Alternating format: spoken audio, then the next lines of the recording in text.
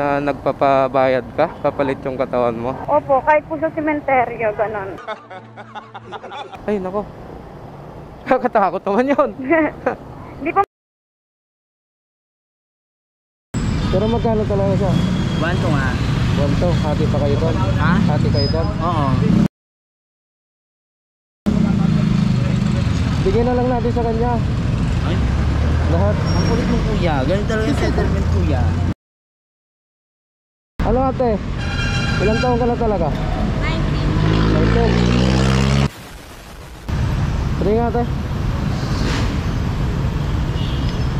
Seriously, what the fuck are you doing?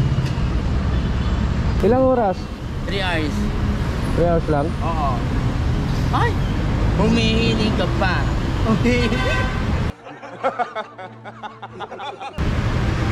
Mahaba naman kasi masyado 3 hours eh. Bahala ka sa tuluan. Bahala na ako sa kanya mamaya. Okay, go. Sasakay ko na to. O, sakay mo na. Pati nga likod mo ate. Pati nga. Ayun. Kitang kita yung ano mo eh. Naka-backflish ko eh. May takip yung ano mo. Matagal mo nang ginagawa yan ma'am? Hindi po. Anong hindi ma'am? Paano? Kahapon lang. Kahapon po ako nagsimula. Nakilala mo yon yung bakla? Opo. Paano mo siya nakilala? Paano kayo nagkakilala? Kilala niya po yung mama ko eh. Sabi ng mama ko, mangutang daw ako sa kanya ng pera. Mangutang ka kay bakla? Opo. Yung kanina. Tapos nangutang ka naman? Nangutang po ako sa kanya. Pinautang naman kayo? Hindi po. So, sabi niya sa akin, bukas daw, punta ako sa kanya. Pero di ako pumunta, sinundo niya ako. Tapos Tapos ayun na, yung may lalaki dun sa may bahay nila. papalit yung katawan mo. Bakit pala yan yung napili mong trabaho? Marami namang ano dyan, trabaho. Bakit yung katawan mo yung pinang-ano Kaya mo? nagulat lang din ako. Nagulat lang ako dun sa bakla. Hindi ko Oh. naman alam na ganon. Hindi mo alam na ganun yung Opo. Kaya nga, nangyayari. tapos inuutosan siya bumili ng ng lalaki. Inuutosan bumili ng? Opo. Oh. Tapos yung bibili na yung bakla, tumakbo na ako, tinakasan ko sila. Yun ba? Kasi ayoko naman talaga eh. Sa ganyang edad mo, 19 na sabi mo, may experience ka na rin talaga sa ganyang May bagay. asawa na po ako. Ha? May asawa na po. Nakakulong lang. Oh. Pero wala kayong anak. Wala po. Asawa mo talaga? Kasal kayo o live-in lang? Live-in lang. Okay. Ilang taong ka noon nung nagkarelasyon ka? 17 po ata. 17. Opo, kasi 2021 yun eh. Bakit ayaw mong magtrabaho? Hindi po nagtatrabaho po ako. Po, ang hirap po kasi doon. Anong trabaho mo? Tindera po. Hindi po libre yung sa pagkain. May bayad pa din. Pumapasok ka naman? Opo. Hanggang ngayon? Kagahapon lang po ako umuwi kasi nagpaalam po ako sa amin. Pero babalik ka daw magtrabaho? Opo, bukas. Kasi nag-ano lang ako, bumali lang ako ng 500. Kasi binigay ko sa mama ko yung pera ko. Itutuloy mo ba yung ganyang trabaho mo? Hindi po, gusto ko na nga bumalik. Wala lang akong pamasahe. Kagahapon ko pa nga gusto umuwi Wala lang akong pamasahe kaya di ako makauwi. Grabe naman yan. Napasubo ka sa ganyan. Hindi ko naman din po alam eh. Sanay kang humangkas sa motor? Hindi po. Hindi. Pero hindi ka takot sumama sa lalaki? Kapag kilala ko naman, hindi naman ako natatakot.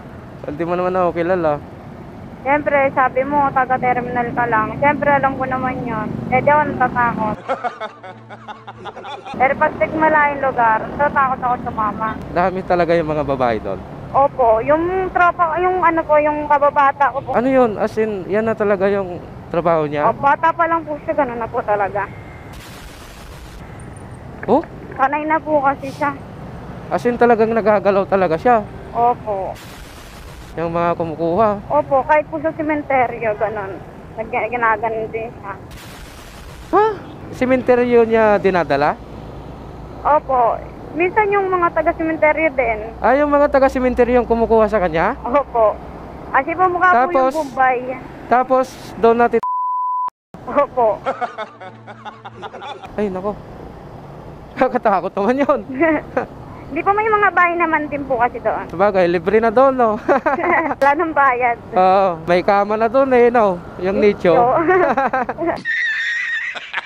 Mga ilan yung alam mong ano doon talaga. Ganun na yung trabaho nila. Marami po doon. Yung best friend ko nga po noong nakaraan. So, umiiyak siya, pumunta siya sa akin. Tapos, 100 lang daw po yung binigay sa kanya. Ay?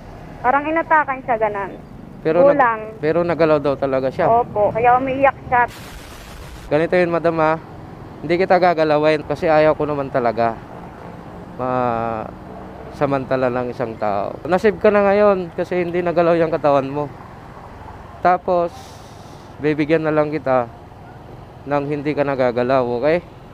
Okay ba sa'yo? Opo, Ha? nakakahiya. Kala mo, ano, gagalawin talaga kita. Opo, Saka, never mo nang maranasan na magalaw kasi ipapayo ko na sa'yo na tigilan mo na yan hanggat maaga pa. Diba? Kakaumpisa mo pa lang pala kahapon, diba? opo. Oh, huwag ka nang dumikit doon. Ha? Oo nga po. Balikan mo na yung trabaho mo. Huwag mo nang pasukin tong ganito kasi once na napasok mo yan, mahirap ka nang ano dyan, bumangon. Kasi, hanap-hanapin mo yan na ano, easy money, sabi nga nila, di ba? Opo. Di ba, hanap-hanapin mo yan. Kaya, hanggat maaga pa, tigil-tigilan mo na yan. May pamasahe ka na, pabalik sa trabaho mo, di ba? Opo. May gagamitin ka na. Kaya, yun na lang, pukusan mo na lang yung trabaho mo, ha? Opo. Baka naman, makita kita minsan ulit dyan. Sumasideline ka na naman dyan. Hindi po. Rarakit ka dyan. Hindi na po ako sumama doon. Di Kanina na. talaga, ayoko naman talaga sumama eh. Nagko-computer kasi ako. 36 minutes pa ako. Ah. Niyaya niya ako. Nag-iingay siya sa computeran. Pinalabas kami ng may-ari.